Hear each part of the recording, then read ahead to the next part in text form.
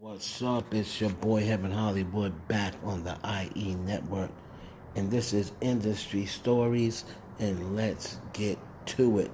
So, I got an industry story for y'all about Beyonce and Neyo. Now, I have dealt with both of them in the past. I dealt with Beyonce when I met her at the Nas Hip Hop is Dead party.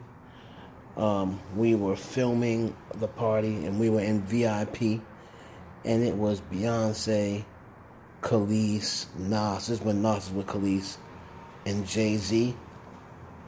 And Beyonce was telling Jay-Z, it's okay, Jay, he can film me. He can film me. And Jay was saying, yeah, you can film, but just make sure, you know, I don't want no slick angles and nothing like that. If she doesn't want to be filmed, take the camera off her. So, but Beyonce didn't have any problem. She's like, it's okay, baby.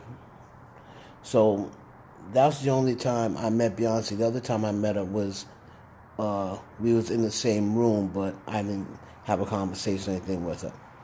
So that was just all about filming her in VIP. They was allowing us to film them. And Neyo, I also got hired to film his birthday party. I believe this was somewhere around 2009, maybe. And that was at the Tribeca rooftop. Rihanna, Ray J, there was a whole bunch of people there that night. So that's when I interviewed Neyo as well.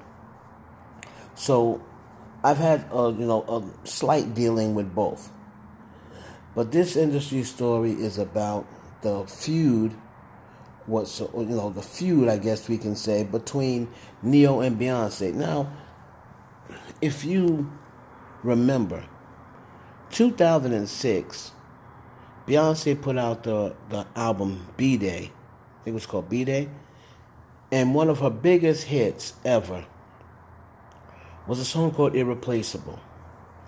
Everybody knows Irreplaceable. To the left, to the left. Everything you own in the box to the left. Everyone knows that song, right? So, Beyonce was making rounds with that song, and when we asked, what is the Beyonce signature song? Because Beyonce, for as great as she is, doesn't really have a signature song. So some people will probably say it's, Crazy in Love. Some people will probably say it's Single Ladies. And then other people will probably say it's To the Left, Irreplaceable. So Beyonce is going on her media run because the song was doing really well. And then she gets asked about the record. So Beyonce is talking about how she wrote the record for young women, and how, never put yourself in second place, and never, always know your worth and things like that. So she's saying that's what she basically wrote the song for.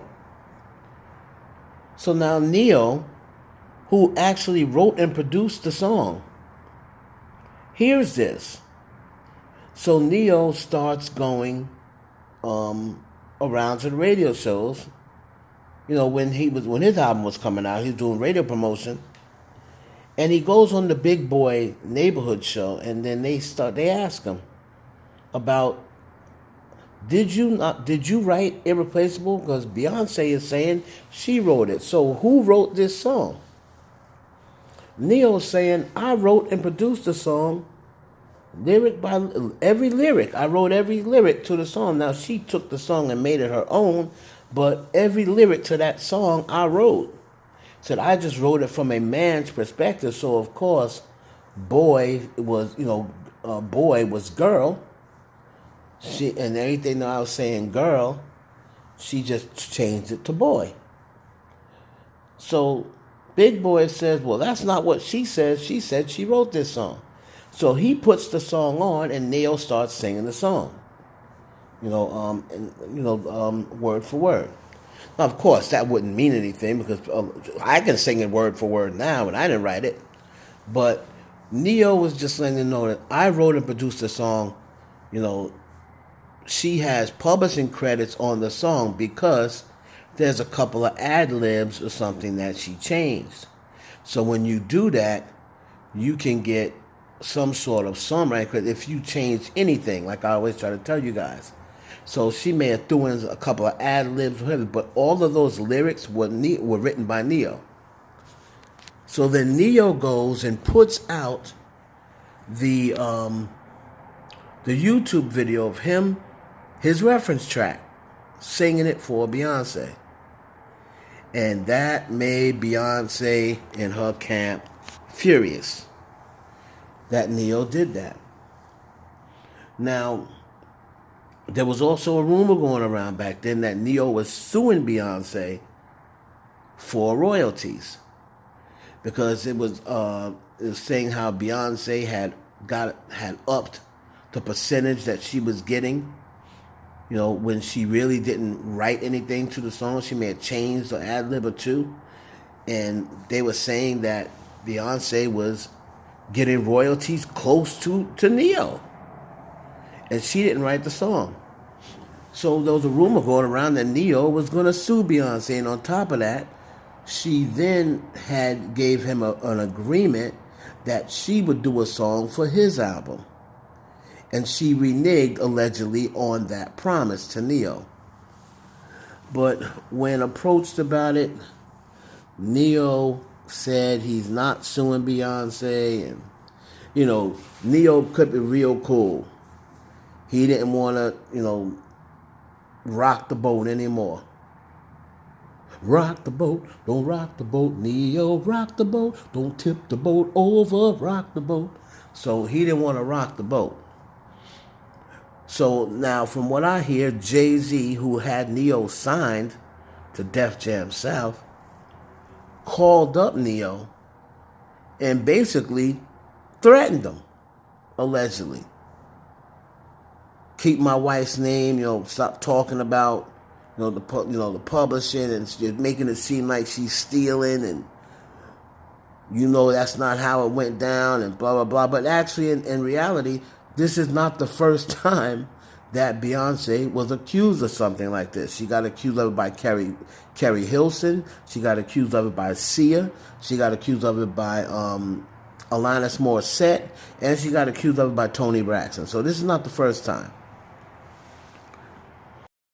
So Neyo is, at this time trying to call, Beyonce. She's not picking her phone up. She pretty much ghosts him at this time. Now, of course, now that the reference track is out on YouTube, and that pretty much confirms that Beyonce did not write the song, and the song really did not sound much different, than when Neyo did it. So now Neyo, who was all set up to do Rihanna's next album, because remember, he had worked with Rihanna earlier as well. Jay was letting him work with all of his artists. He was scheduled to do some stuff with Kanye West. He was doing more stuff with Rihanna, and then he was going to do some more stuff with Beyonce. After this happened, Jay-Z pretty much and Rihanna loved working with Neyo. She said Neyo was one of her favorite producers. Jay-Z pretty much shuts down all future business between Neyo and any of his artists, especially Rihanna and Beyonce. To further the confusion, Neyo, I believe this was around 2011, maybe 2014, somewhere in there. He was doing an interview and he said they asked him if there's one song he wished that he didn't give away, what song would that be? And he said, well, the one record I wish that I didn't give away, because I actually wrote it for myself from a man's point of view, was Irreplaceable. And Beyonce just went and made it from a woman's point of view. But that song I wish I would have kept. I didn't want to give it away. He said, but Beyonce told her from a woman's point of view. And the Beehive went off and absolutely destroyed Neyo. You wish you could have did as good a job as Queen Bee. That song would have never sold if you would have kept it. They just went off and destroyed Neyo, saying he was disrespecting Queen Bee. Neyo was going on radio shows for a week, trying to explain and going to his social media account. I never disrespected her. How is this a disrespect? By saying I wish I would have kept the song. That's one song I wish I never gave away because it was telling it from a man's point of view. But I'm glad I did give it away. And he was saying, why would I be upset and bitter? Because people saying, oh, you're just bitter. And he was saying, why would I be bitter when I got rich off of that song? I'm still rich. So Neyo was asking Beehive, what sense does it make for me to get bitter? I got rich off of that song. He was like, come on, y'all reaching. This is not disrespect. So after that, he pretty much, anytime they asked him the questions, he never badmouthed Beyonce, but it is obvious that the two don't mess with each other no more. He never got a chance to work with Rihanna again. Allegedly, he was hitting Rihanna up, begging, saying, we want to work together with Rihanna because she was under management contract with Roc Nation. She never worked with Neyo again. Now, if Rihanna is out from under Roc Nation, like I hear there's rumor that she's trying to get out from under Roc Nation, maybe she'll work with Neyo again because they were a great tandem. So was Beyonce and Neyo. But that just goes to show you there's a difference between stopping bags and stopping careers. Because after that, Neyo really didn't pop much very much. Once when it got to the conclusion that those two weren't really messing with each other anymore musically, Neyo's career declined. Like so many others that just wanted Beyonce to do the right thing. Don't ask her to be honest. You ask her to be honest, that's the end of your career.